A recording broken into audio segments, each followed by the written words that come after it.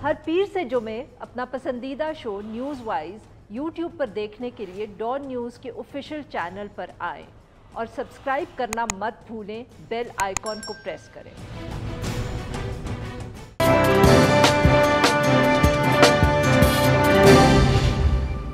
Welcome to news wise, मैं हूं आरिफा नूर। आज प्रोग्राम में सबसे पहले हम जिक्र करेंगे जनूबी पंजाब के सूबे के हवाले से, और जो पाकिस्तान तहरीक इंसाफ को दरपेश चैलेंजेस हैं कुछ उस पर भी बात करेंगे।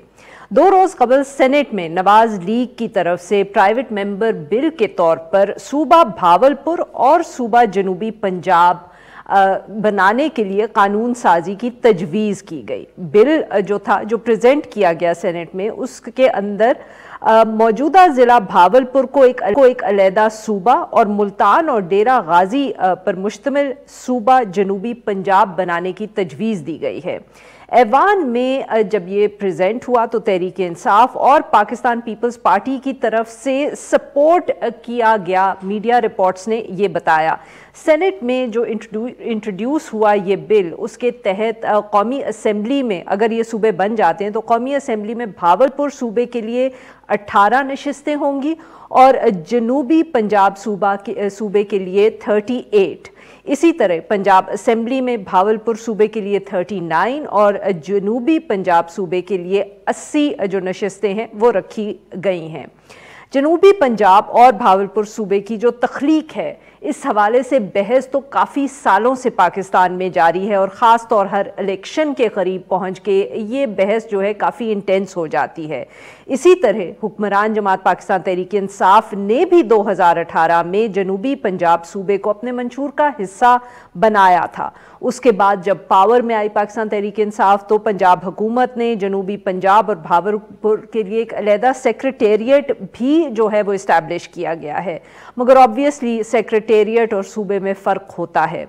बिल पेश किए जाने के मौके के ऊपर जो अपोजिशन लीडर हैं सेनेट में, यूसुफ रज़ा गिलानी साहब, उन्होंने ये वाज़े किया कि अपोजिशन जो है उसको सेक्रेटेरिएट में इतनी दिलचस्पी नहीं है बल्कि एक सूबे से गर्ज है और इसके लिए बकौल उनके पाकिस्तान पीपल्स पार्टी तैयार है। दूसरी तरफ वज़ीर ख़ारजा शाह महमूद कुरैशी साहब ने भी जो है ताउन मांगा है अपोजिशन का इस इशू के ऊपर और कहा है कि तमाम जमातें जो हैं वो अपना किरदार अदा करें। इसके साथ साथ बहुत अहम इशू ये भी है कि पाकिस्तान तहरीक इंसाफ के अंदर जो है इख्तलाफी आवाज़ें उठ रही हैं और क्या इसकी वजह से चैलेंजेस दरपेश हैं इस वक्त हुकूमत को। इन सारे इशूज़ पे बात करने के लिए आज हमारे साथ मौजूद हैं शाह महमूद कुरैशी, पाकिस्तान तहरीक इंसाफ के वाइस चेयरमैन हैं और वज़ीर ख़ारजा भी हैं।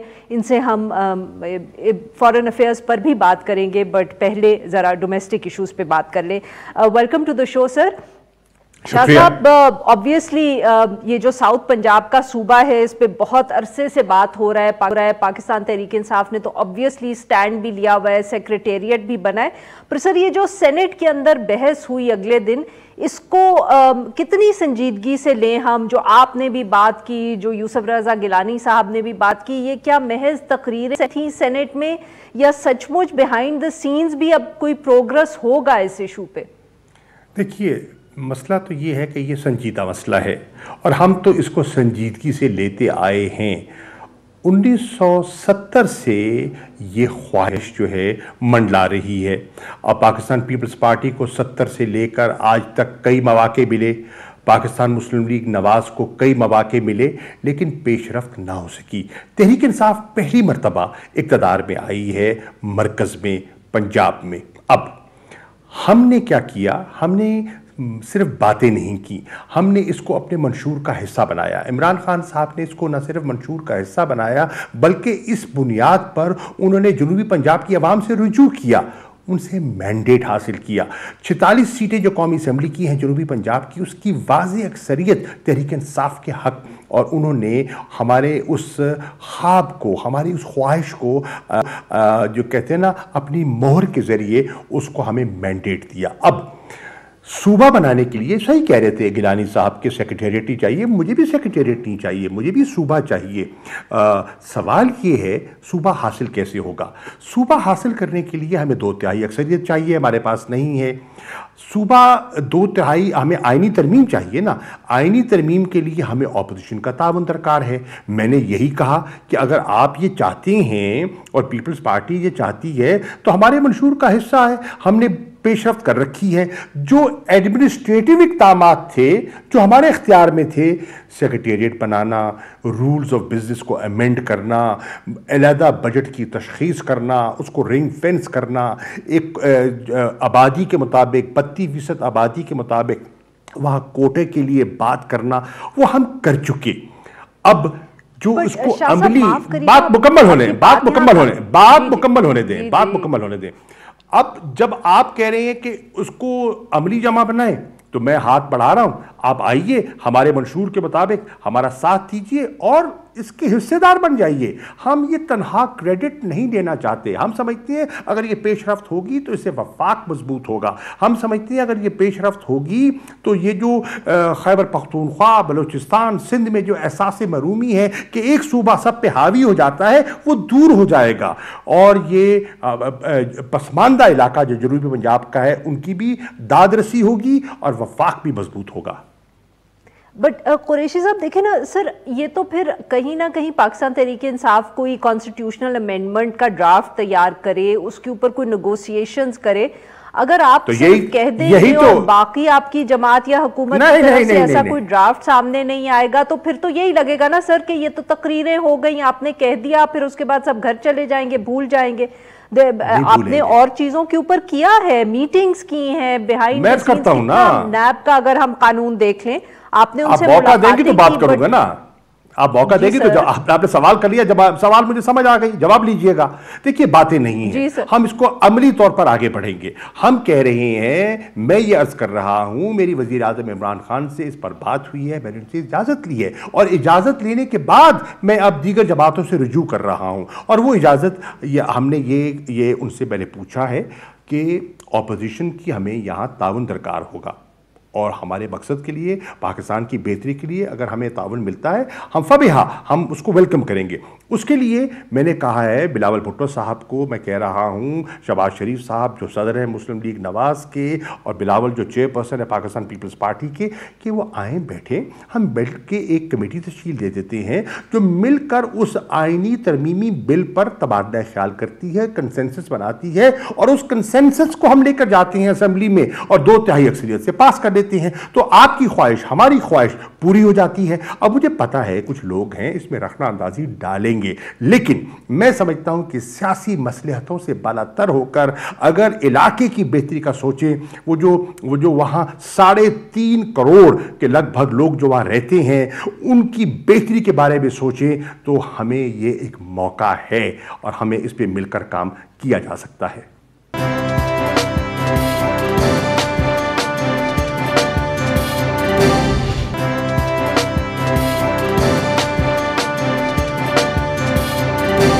آپ نے کانٹیکٹ کر لیا ہے بلاول بھٹو زرداری صاحب کو اور شہباز شریف صاحب کو، یا یہ ابھی آپ نے صرف عمران خان صاحب سے اجازت لی ہے اور انہوں نے آپ کو گرین سگنل دے دیا ہے ٹو کانٹیکٹ دیم؟ میں نے ان سے، دیکھیے پہلی بات تو ہے میں نے اپنے منشور کے مطابق پیش رفت کی ہے، لیکن میں نے اس تجدید کے لیے وزیر اعظم سے اجازت مانگی ہے، وزیر اعظم ہاؤس میں میری ان سے ملاقات ہوئی، انہوں نے مجھے اجازت دی، اور اب ہے میں نے ٹویٹس کی ہیں، ان کو باور کرایا ہے، اور اب آپ نے بات کی کانٹیکٹ کی، انشاءاللہ میرا کانٹیکٹ بھی ہو جائے گا ان قریب۔ سر کوئی اس کی ٹائم لائن ہے؟ کیونکہ میں اور یہ سوال سر اس لیے پوچھوں کیونکہ اب وقت بہت کم ہے، آپ کی obviously this is the second half of your term. Not at all، وقت کوئی کم نہیں ہے، اگر ذہنی طور پر پولیٹیکل کنسنسس بن جاتا ہے تو کوئی وقت کم نہیں ہے۔ اصل بات ہے پولیٹیکل کنسنسس کا بلڈ کرنا، اور وہ پولیٹیکل کنسنسس بلڈ کرنے کے لیے ہم نے آغاز کیا ہے اور انشاءاللہ ہم کر سکتے ہیں۔ اب سوال یہ ہے، ہماری تو خواہش ہے، ہمارا تو منشور ہے، ہماری تو کمٹمنٹ ہے، کیا پیپلز پارٹی اور مسلم لیگ نون جو کہہ رہی ہے، اب دیکھیے سینٹ پہ بل مسلم لیگ نون موو کرتی ہے، پیپلز پارٹی اس پہ کھڑے ہو کر تائید کر دیتی ہے، میں آمین کہہ دیتا ہوں. تو اب یہ تین میجر پولیٹیکل پارٹیز اگر اتفاق رائے کر دیتی ہیں تو یہ کیوں نہیں ہوگا؟ یہ بالکل ہو سکتا ہے. میری گزارش ہوگی مسلم لیگ نون کے ایم این ایز جو جنوبی پنجاب کے ہیں اور پیپلز پارٹی کے ایم این ایز جو جنوبی پنجاب کے ہیں، وہ کم ہیں، 5 ہیں ان کے، تو وہ بھی اپنی قیادت کو قائل کرے کہ پولیٹیکل پوائنٹ سکورنگ سے بالا تر ہو کر جنوبی پنجاب کی عوام کی فلاح و بہبود کے بارے میں سوچے. ہم چاہیں گے کہ ہم تنہا نہیں، کو ہمارے منشور کا حصہ ہے، ہم چاہیں گے کہ اس کے حصے دار آپ بھی ہو جائے، یہ کریڈٹ آپ بھی لیں. یہ سیرا ہم قوم کے سر ڈالنا چاہتے ہیں، جنوبی پنجاب کی عوام کے سر ڈالنا چاہتے ہیں، آپ کے گلے میں ڈالنا چاہتے ہیں. آئیے مل بیٹھے. بھٹو زرداری صاحب یا شہباز شریف صاحب کو کانٹیکٹ کریں گے اس حوالے سے؟ بہت جلد. اچھا، but there is no definite date in mind. یہ ابھی آپ بیکاز میں یہ سر obviously اس وقت پولیٹیکل کانٹیکسٹ بھی تو دیکھنا ہے نا. وہ مارچ کرنے آ رہے ہیں، ہو سکتا ہے آپ سوچیں کہ ابھی ٹینشن ہے، تناؤ ہے، آپ ان سے بات نہ کریں. You will wait for the whole thing to be over, گرمیوں تک بات چلی جائے. نو ہم نے اس پہ نہ سردی آڑے آتی ہے نہ گرمی آڑے آتی ہے. یہ تو ایک نہ مارچ لانگ مارچ بھی نہیں آڑے آئے گا سر. بالکل نہیں آئے گا. یہ اگر آپ کی پولیٹیکل سوچ یہ ہے تو مارچ کا سے کیا تعلق ہے؟ مارچ تو حکومت بنانے گرانے کا چکر ہے نا. یہ تو آپ کا عوام سے کمٹمنٹ ہے. ہماری کمٹمنٹ جنوبی پنجاب کی عوام سے ہے. ہماری کمٹمنٹ کیا ہے؟ ہماری کمٹمنٹ وہ ہے جو ہم نے اپنے منشور میں کہی ہے، اور وہ یہ ہے کہ بہاولپور ڈویژن، ڈیرہ غازی خان ڈویژن اور ملتان ڈویژن پر محیط ہم ایک جنوبی پنجاب کا صوبہ تشکیل دیں گے جو 11 اضلاع پر محیط ہے، جس کی تقریباً 3.5 کروڑ کے لگ بھگ آبادی ہے، اور جس کی اس سینسس کے مطابق تقریباً 46 کے قریب قومی اسمبلی کی سیٹیں بنتی ہیں اور تقریباً 95 کے قریب صوبائی اسمبلی کی سیٹیں بنتی ہیں. یہ ہم اپنے منشور کے مطابق دیگر جماعتوں سے رجوع کریں گے. اور میرے علم میں یہ بھی ہے کہ خیبر پختونخوا، بلوچستان کی جو دیگر چھوٹی جماعتیں ہیں، ان کا بھی اپنا وجود ہے، اپنا وزن ہے. وہ ان میں سے بہت سے لوگ ہمارے ساتھ ہم آہنگ ہونے کے لیے تیار ہیں، ذہنی طور پر تیار ہیں، اگر یہ 2 میجر پارٹیز اگر آمادگی کا اظہار کر دیں تو. اور سر اگر یہ مانی نہیں تو کیا آپ پھر بھی ایک کانسٹیٹیوشنل امینڈمنٹ موو کریں گے؟ Very quickly I have to ask you about the P A. میرا ویو یہ ہے اور میں اپنی قیادت سے بھی کہوں گا، میں وزیر اعظم سے بھی میری یہی گزارش ہے، میری وزیر اعلیٰ پنجاب عثمان بزدار صاحب سے بھی یہی گزارش ہوگی کہ تحریک انصاف کو آگے بڑھنا چاہیے. وہ مانے نہ مانے، ہمیں اپنے منشور کے مطابق آگے بڑھنا چاہیے. یہ میری سوچ ہے اور میں انشاءاللہ اس سوچ پر اپنی پارٹی کو قائل کرنے کی حد الوسع کوشش کروں گا. سر نور عالم صاحب کا جو واقعہ ہے اس سے لگتا ہے کہ پاکستان تحریک انصاف کافی پریشان ہوئی ہے. آج یہ بھی اطلاع آئی ہے کہ ان کو پی اے سی سے بھی ہٹا دیا گیا ہے. کچھ سر ہمیں بتائیں گے کہ یہ فیصلہ کیوں کیا گیا؟ شو کاز نوٹس بھی ان کو ایشو کیا گیا ہے. جی دیکھیے، پہلی بات تو یہ ہے کہ تحریک انصاف پریشان نہیں ہے. بالکل یہ آپ کو غلط فہمی ہے کہ تحریک انصاف پریشان ہے. ہرگز پریشان نہیں ہے. ہاں، ان کو پی ایس سی سے ہٹایا گیا ہے اور ہم سمجھتے ہیں کہ ڈاکٹر حیدر صاحب جو ہیں وہ پی ایس سی میں اچھی نمائندگی کرنے کا استحقاق بھی رکھتے ہیں اور وہ کنٹریبیوٹ کر سکتے ہیں. شو کاز نوٹس ان کو دیا گیا. شو کاز نوٹس دینے کی بنیادی وجہ یہ ہے کہ انہوں نے کچھ ایسی باتیں کی جو کہ ہم سمجھتے ہیں کہ نہ مناسب وقت تھا اور نہ مناسب وہ جگہ تھی جہاں کی جائے. On the floor of the house نہیں کی جاتی. بہت سی باتیں ہیں جو گھر کی باتیں گھر میں کی جاتی ہیں. وہ اس کا جواب دیں گے. جب ان کا جواب سامنے آئے گا تو پارٹی فیصلہ کرے گی.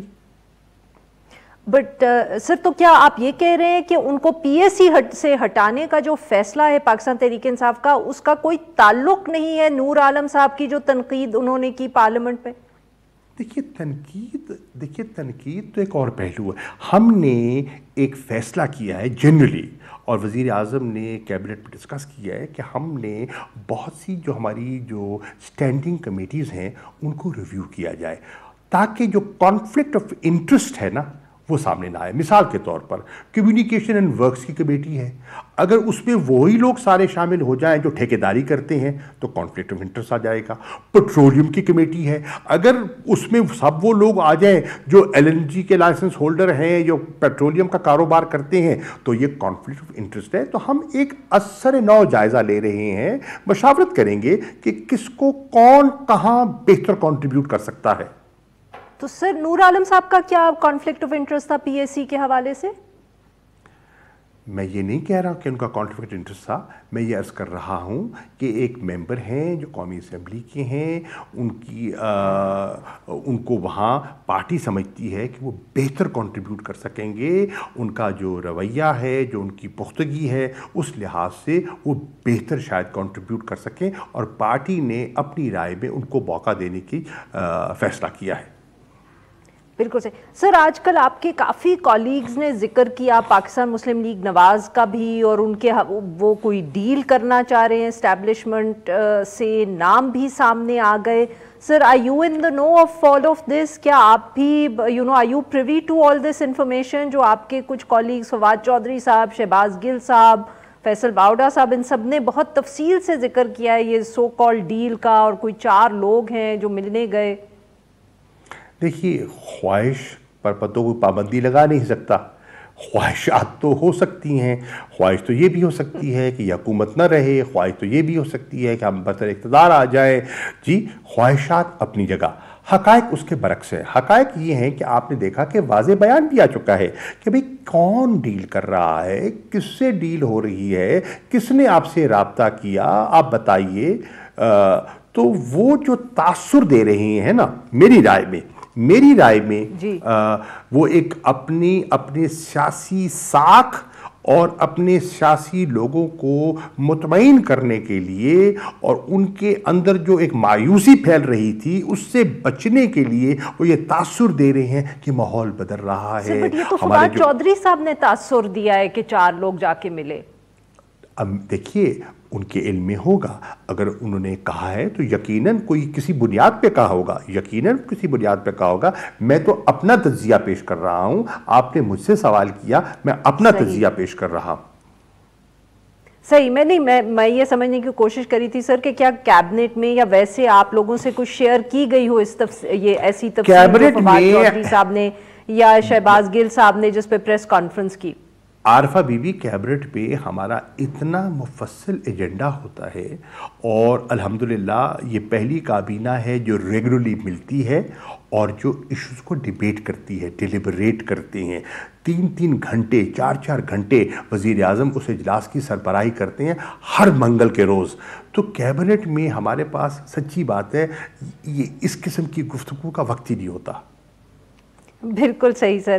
جی ناظرین, یہاں پہ لیں گے ہم ایک چھوٹا سا بریک. جب ہم بریک آئیں گے تو شاہ محمود قریشی صاحب سے اب فورن افیئرز پر, فورن پالیسی جو پاکستان کی ہے, اس حوالے سے بھی بات کریں گے. Stay with us.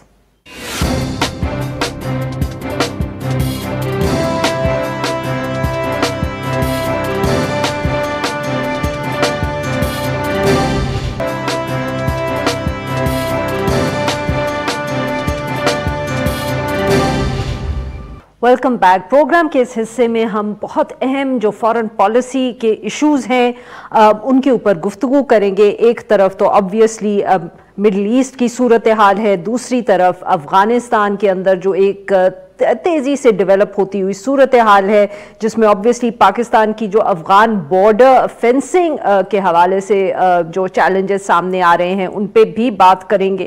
Media reports جو ہیں ان کے مطابق 2 روز پہلے ابو دھابی میں ایک ڈرون حملہ ہوا تھا جس میں 1 پاکستانی اور 3 اور ہلاکتیں جو تھیں وہ رپورٹ ہوئی تھیں. اس حملے کی جو ذمہ داری تھی وہ یمن کے جو ہوتی ہیں انہوں نے قبول کی تھی, اور کچھ میڈیا رپورٹس ایسی بھی تھیں جو لنک کر رہی تھیں اس حملے کو جو ایران کے ساتھ اس وقت نیوکلیئر نیگوسیشنز چل رہی ہیں ٹریٹی کے حوالے سے. وزیر اعظم عمران خان صاحب نے بھی آج جو ہے بات کی ہے ولی عہد ابو دھابی محمد بن زائد سے, اور اس آبویسلی کالعدم TTP کے ساتھ جو مذاکرات کا معاملہ ہے, ان سارے ایشوز پہ بات کریں گے ہم. شاہ محمود محمود قریشی صاحب سے. جی شاہ صاحب, سر یہ بہت زیادہ اس پر بات نہیں ہوئی, بٹ آبویسلی جو لوگ ایک گہری نظر رکھتے ہیں ان ایشوز پہ, یہ جو ڈرون اٹیک تھا this was quite significant. Pakistan کس طرح دیکھ رہا ہے سر اس کو؟ پاکستان نے اس ڈرون اٹیک کی مذمت کی ہے. میں سمجھتا ہوں یہ بلا اس کا کوئی جواز نہیں ٹھہرتا. کسی ملک کی سوورنٹی پہ حملہ آور ہونا, کسی کی ٹیریٹوریل انٹیگریٹی کو نشانہ بنانا, اس کا کوئی حق نہیں پہنچتا کسی کو. اب ہمیں افسوس ہوا کہ ایک پاکستانی شہادت ہوئی اور 2 ہمارے شہری زخمی ہوئے. میری اس پر کل UAE کے جو فورن منسٹر ہیں ان سے تفصیلی گفتگو ہوئی. انہوں نے مجھے کال کیا تعزیت کے لیے, اور پھر انہوں نے مجھ سے کچھ چیزیں شیئر کی جو اس حملے سے متعلقہ تھیں. وزیر اعظم کا جیسے آپ نے ذکر کیا, وزیر اعظم کی بھی کراؤن پرنس سے بات ہوئی ہے, اور پاکستان نے اپنی یکجہتی کا ایک جو ہے اعادہ اور اس کا مظاہرہ, عملی مظاہرہ کیا ہے. سر تو آپ جو یہ اس طرح کی میڈیا رپورٹس آ رہی ہیں کہ وہ لنک کر رہے ہیں اس اٹیک کو ایران کے ساتھ, اور یہ جو ساری خطے میں صورتحال ہے, نیگوسیشنز, کیا آپ بھی یہ لنکیجز دیکھ رہے ہیں؟ دیکھیے, پاکستان کی تو خواہش تھی کہ یمن کا مسئلہ مذاکرات کے ذریعے پرامن طریقے سے آگے بڑھے اور اس میں پیش رفت ہو, اور میری اطلاع کے مطابق کچھ پیش رفت ہو بھی رہی تھی. سعودی عرب نے ایک پیش رفت کی تھی, خیر سگالی کے کچھ اقدامات اٹھائے گئے, UAE نے بھی لچک دکھائی تھی, اور معاملات آگے بڑھ رہے تھے اور ڈائیلاگ کے لیے سپیس کریٹ کی جا رہی تھی. اس حملے نے یقیناً اس سپیس کو, اس جگہ کو متاثر کیا ہے, جس کا مجھے افسوس ہے, کیونکہ 7 سال سے یمن میں جو کچھ ہو رہا ہے وہ کسی کی آنکھوں سے اوجھل رہ نہیں سکتا. بہت سے معصوم لوگ جو ہیں اس سے متاثر ہو رہی ہیں, اور ایک بلا وجہ وہاں خون خرابہ اور خون کی ہولی کھیلی جا رہی ہے. میں آج بھی کہوں گا کہ ٹینشن کو ڈیفیوز ہونا چاہیے اور گفت و شنید سے معاملات کو حل ہونا چاہیے. شاہ صاحب, اب اگر ذرا افغانستان پہ بات کر لیں, بارڈر فینسنگ کا جو مسئلہ ہے وہ ہے, اس کے حوالے سے کافی خبریں بھی آئیں کہ افغان طالبان کا کس طرح کا ری ایکشن تھا. اس پہ ہم سر تنقید کہیں یا کامنٹری کہیں, بٹ ایک یہ بھی سامنے بات آئی کہ ان کی طرف سے ایک بڑا اگریسو سٹینڈ اس پہ لیا جا رہا ہے, جبکہ لگتا ایسے ہے کہ جیسے پاکستان کی طرف سے اس کو ڈاؤن پلے کرنے کی کوشش کی جا رہی ہے. جی نہیں, پہلی بات تو یہ ہے کہ یہ جو فینسنگ ہو رہی ہے, پہلے حقائق کو تسلیم کیجئے. حقیقت یہ ہے تقریباً 95% فینسنگ مکمل ہو چکی ہے, اور جو بقیہ رہ گئی ہے انشاءاللہ وہ بھی ہو جائے گی. اب یہ کیوں کی جا رہی ہے؟ یہ دونوں ملکوں کے مفاد بھی ہم سمجھتے ہیں, بارڈر مینجمنٹ کے لیے, تاکہ کوئی ہماری سرزمین کو ان کے خلاف اور ان کی سرزمین کو ہمارے خلاف استعمال نہ کرے. اور مہذب قوموں میں چاہے تجارت ہوتی ہے اور لوگوں کی کراسنگ ہوتی ہے, اس کا طریقہ کار ہوتا ہے, پیپرز ہوتے ہیں, ویزا ہوتے ہیں, ڈاکومنٹیشن ہوتی ہے, اور اس کی طرف ہر مہذب قوم آگے بڑھتی ہے. اگر دنیا میں یہ رواج ہے, ہم اوروں پر یہ چیز لاگو کر سکتے ہیں اور ہم پر لاگو کر سکتے ہیں, تو ہم 2 پڑوسی یہ لاگو کیوں نہیں کر سکتے؟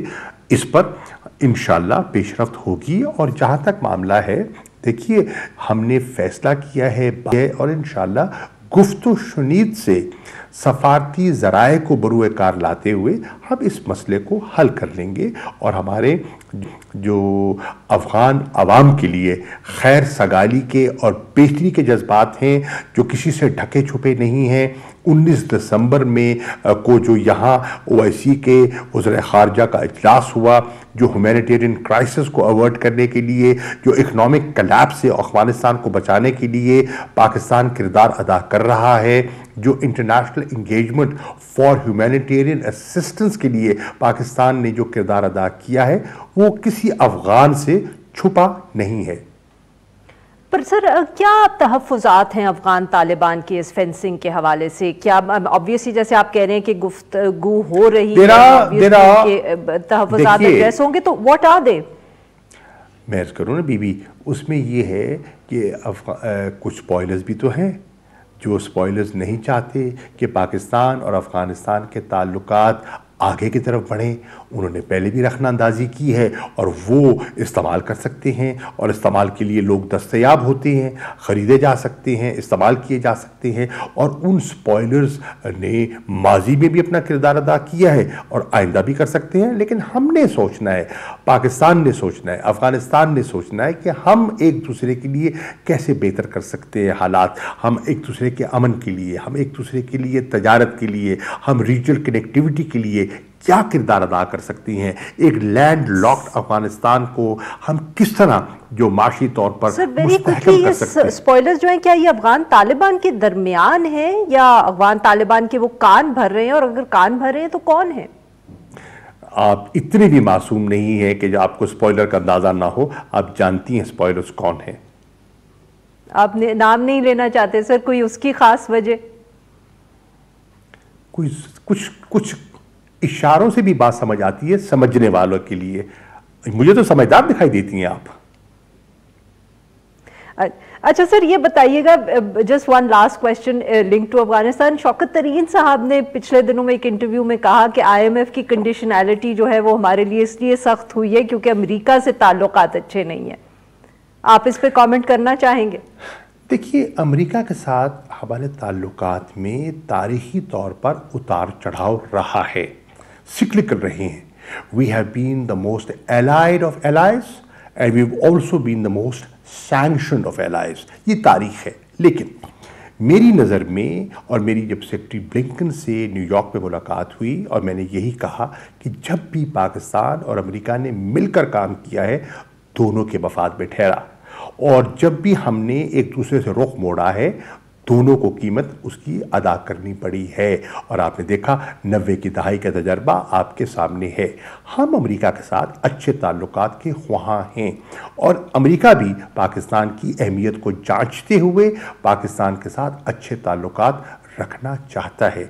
अब हमारे ताल्लुकात सिर्फ अफगानिस्तान तक महदूद नहीं हैं, हमारे ताल्लुकात में और भी बहुत से पहलू हैं जिन पर पेशरफ्त हो सकती है, हो रही है।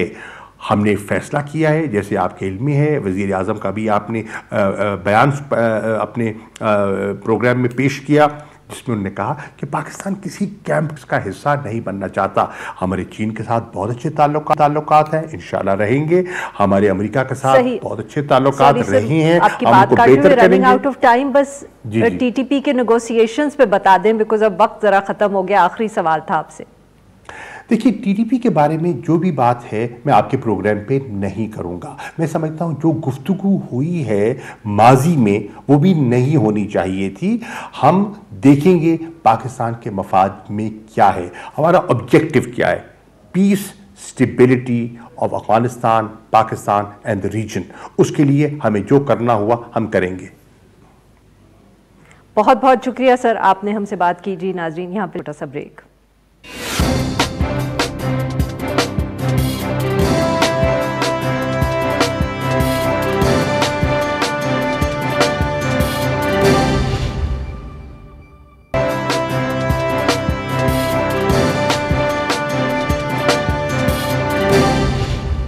Welcome back. प्रोग्राम के इस हिस्से में हम जिक्र करेंगे खैबर पख्तूनख्वा में जो कोरोना का जो फंड था उस हवाले में जो उसमें मिस हैंडलिंग हुई है या खुर्द बुर्द हुई है, और उसके ऊपर जो मीडिया में रिपोर्ट्स आई हैं।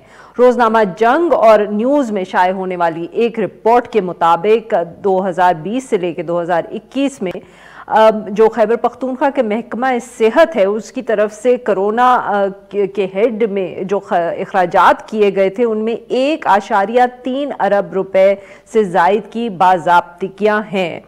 रिपोर्ट के मुताबिक ऑडिटर जनरल ने अपने ऑडिट में सूबाई महकमा सेहत की तरफ से जो 300 मिलियन रुपए हैं उनकी जाली अदायगियों का पता किया है। रिपोर्ट में यह भी दावा किया गया है कि जो कोविड टेस्टिंग के लिए किट्स खरीदी थी वो महंगे दामों खरीदी गई और इसकी वजह से 7 मिलियन रुपए का नुकसान हुआ। इसी हवाले से गुफ्तगू करने के लिए हमारे साथ मौजूद हैं अशीज मलिक साहब, रोजनामा जंग पेशावर के रेजिडेंट एडिटर हैं। Welcome to the show sir. Ji sir, तफसीलात आपकी जो स्टोरी थी आज इस हवाले से कुछ हमारे साथ भी शेयर करिएगा। جی اس میں تو جو آڈٹ رپورٹ ہے بڑی واضح ہے، بڑی چیزیں اس کے اندر میں نے چونکہ شائع کر دی ہیں، لیکن اس میں یہ تھا کہ کوئی 45 آڈٹ پیراز ہیں، اور چونکہ حکومت نے ایمرجنسی نافذ کی تھی لیکن اس کے باوجود بھی آپ کو پروسیجرز کو فالو کرنا پڑتا ہے۔ اب اس کے اندر ہم دیکھتے ہیں کہ 2200 تقریباً 10 ملین کا ٹوٹل انہوں نے اخراجات کیے، اس میں سے 1388 ملین پر آبجیکشن آ گیا۔ تو آپ دیکھ لیں کہ اتنا اماؤنٹ ہے، اس کے اندر اتنی زیادہ وائلیشنز ہو رہی ہیں اور بے قاعدگیاں ہیں، بے ضابطگیاں ہیں۔ جو کمیٹی ایک انہوں نے پرچیز کے لیے بنائی تھی جس میں وزیر صحت جو تھے اس کے انچارج تھے۔ اب دلچسپ بات یہ ہے کہ جب وہ میٹنگ ہوتی ہے، اس میٹنگ کے اندر جب بات چیت ہوتی ہے تو بتاتے ہیں کہ جی کوٹیشنز ہم نے مسترد کی ہیں بڑے اچھے اداروں کی جنہوں نے اس میں کوالیفائی کیا ہوا تھا۔ تو اس میں جو وزیر اعلیٰ کے جو مشیر ہیں توانائی کے، وہ آبجیکشن کرتے ہیں کہ جی بڑی اچھی اچھی کمپنیاں ہیں، ان کو آپ نے آؤٹ کر دیا ہے اس کمپٹیشن سے، تو یہ کیوں آپ نے کیا ہے، اس کی کوئی ریزن بتائیں۔ تو بجائے ریزن بتانے کے انہیں کوئی جواب نہیں دیا جاتا۔ اس کے بعد وزیر قانون بھی اسی میٹنگ کے اندر وزیر صحت سے کہتے ہیں کہ بھئی ان پر آبجیکشن ہے تو آپ اس کا جواب دے دیں تاکہ اس چیز کو کلیئر کیا جائے، اس کے بعد ہم آگے چلیں، لیکن ان کو بھی کوئی ریپلائی نہیں ملتا۔ اس کے بعد یہ دونوں حضرات جو ہیں چونکہ اس کمیٹی کے ممبران تھے، انہوں نے اس کے منٹس پہ دستخط نہیں کیے۔ تو اب اس سے اندازہ لگائیں جب آپ ایک چیز کی اپروول ہی کمپیوٹر اتھارٹی یا کوئی آپ کی جو میٹنگ ہے اس کے اندر نہیں ہوتا، تو سارا جو اخراجات آپ کرتے ہیں وہ تو کوئی لافل نہیں ہوں گے، وہ تو پھر اللیگلی چلے جائیں گے۔ تو اس قسم کی انہوں نے ایک کام کیا۔ یہاں معاف کریے گا آپ کی بات کاٹ رہی ہوں، یہاں ایک اور ایشو ہے اور یہ وفاق پہ بھی اس پر بات ہوئی کہ جیسے آپ نے ذکر کیا ہے کہ کووڈ ٹیسٹ کی جو کٹس ہیں وہ زیادہ مہنگی خریدی گئی، تو سر یہ بھی ایک جسٹیفیکیشن یا ڈیفینس سامنے آ سکتا ہے کہ جی اس وقت اتنی دنیا میں قلت تھی اور ہر چیز زیادہ مہنگی مل رہی تھی، ایمرجنسی میں چاہیے تھی، تو اس وقت شاید نہ وقت تھا کہ پتہ کرتے کہ کہاں سے زیادہ مناسب قیمت پہ کوئی چیز مل رہی ہے، اور نہ آپشن تھی یہ کسی بھی حکومت کے پاس۔ یہ ہو سکتا ہے ممکن؟ بالکل عارفہ آپ ٹھیک کہہ رہی ہیں، اور ہوتا بھی ایسے ہے کیونکہ ایمرجنسی ہوتی ہے، لیکن اچھی بات یہ ہے کہ یہ کسی میڈیا نے خود تو ہم نے نہیں یہ خبر نکالی، یہ تو انہی کا ایک حکومت کا ایک آئینی ادارہ ہے جس نے خود ریاست کا آئینی ادارہ ہوتے ہوئے اس کا آڈٹ کیا ہے۔ یہ جب آڈٹ کرتے ہیں اس وقت وہ آبزرویشنز لگاتے ہیں، تو چاہیے کہ وہیں پہ محکمہ صحت والے ڈاکومنٹس لے کے آتے، بتاتے کہ جی کووڈ کے حالات تھے، ان میں ہم نے یہ پرچیزز کی ہیں، تو وہاں پہ کلیریفیکیشن ہونی چاہیے تھی۔ اگر آپ مجھے کلیریفیکیشن بھیجیں گے یا کل آپ اخبار میں چھاپیں گے، اس کا کوئی وزن نہیں ہے۔ تو جیسی یہ کمیٹیاں آتی ہیں ان کے سامنے ان کو واضح کرنا چاہیے تھا ان چیزوں کو۔ تو سر اب یہ کیا ہوگا اس رپورٹ پہ آگے، کیا پروسیجر اس پہ فالو کیا جائے گا حکومت کی طرف سے یا پروونشل اسمبلی کی طرف سے؟ پی ایس سی میں جائیں گی اس طرح کی ایشوز؟ اچھا دیکھیں، اس پہ دو قسم کی ایشوز ہیں۔ چلیں آپ کی بات اس کے لمحے کے لیے میں مان بھی لوں، تو اب اس میں ایک اسلام آباد کی ایک ایسی لیبارٹری ہے جس کو انہوں نے جو کرونا ٹیسٹ کے لیے بھجوانے تھے یہاں سے ٹیسٹ لوگوں کے، اس کی کیپیسٹی اگر 200 تھی، میں جنرلی بات کر رہا ہوں، تو اس کو اگر آپ 2000 ٹیسٹ بھیجیں گے روزانہ کے، تو وہ کیسے جسٹیفائی کریں گے آپ اس کو؟ اس قسم کی اس میں بے ضابطگی بھی ہے، تو وہاں تو کوئی آپ کو ریکوری کرنی پڑے گی نا، اور یہاں پھر وہ ٹیسٹ ان کی رپورٹس کیا ٹھیک آئی نہیں آئی، یہ علیحدہ بحث ہے۔ تو اب اس کے بعد اس کا پروسیجر یہ ہوتا ہے کہ جب آڈٹ پیرا لگے ہیں تو اب ڈپارٹمنٹل جو ان کی اکاؤنٹس کمیٹی ہوتی ہے جو کہ ڈپارٹمنٹ کی اپنی ہوتی ہے، اس کے اندر آڈیٹرز بھی آ جاتے ہیں اور ڈپارٹمنٹ کے لوگ بھی بیٹھ جاتے ہیں۔ اس کے اندر اگر ان کے پاس ڈاکومنٹس ہیں ویلڈ تو وہاں پہ کلیریفیکیشن ہوتی ہے، پھر آڈٹ پیرا اس میں سے نکل جاتے ہیں۔ لیکن اگر اس کو ایڈوانس آڈٹ پیرا میں چلا گیا یہ، تو پھر پبلک اکاؤنٹس کمیٹی جو ہوتی ہے پروونشل اسمبلی کی، اس کے اندر یہ سارے پیرے جائیں گے۔ وہاں پہ اگر وہ پی ایس سی فیصلہ کرتی ہے کہ یہ اس پہ خرد برد ہوا ہے۔ اور سر یہ بتائیے گا کہ جو پروونشل یہ پبلک اکاؤنٹس کمیٹی ہے وہ کتنی مؤثر ہے پروونشل لیول پہ؟ مؤثر کا اندازہ آپ اس سے لگا سکتے ہیں کہ مرکز میں چونکہ اپوزیشن لیڈر جو ہوتا ہے یا اپوزیشن کو دی جاتی ہے پبلک اکاؤنٹس کمیٹی، ہمارے صوبے میں یہ ہے کہ اسپیکر صاحب اس کے چیئرمین ہیں پبلک اکاؤنٹس کمیٹی کے، تو مجھے نہیں پتا کہ وہاں پہ کتنا مؤثر ہوگا، لیکن اس قسم کے پیرے اکثر وہاں سیٹل ہو جاتے ہیں، اور بعض چیزیں ایسی جو میں نے بتائی ہیں وہ سیٹل ہونے کی نہیں ہے اس کے اندر، لیکن بہرحال ہم اس کو فالو کریں گے اسٹوری کو کہ جب پی ایس سی میں جاتی ہے تو وہاں کیا ڈیسیجن ہوتا ہے۔